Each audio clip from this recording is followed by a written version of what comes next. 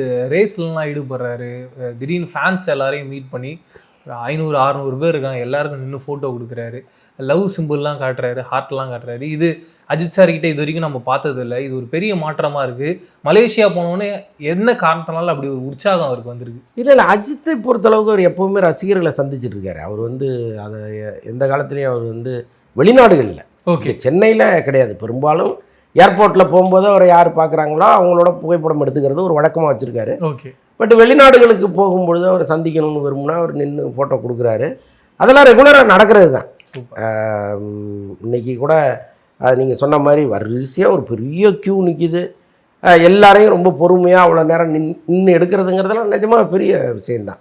இப்போ பார்க்குறவங்களுக்கு கடுப்பாகும், என்னடா ஒரு நடிகை ஒரு கூட நின்று எடுக்கிறது ஏதோ பெரிய தியாகம், பாபுச்சி செக்கு இழுத்த மாதிரி பேசிகிட்டு இருக்கேன்னு கேட்பாங்க.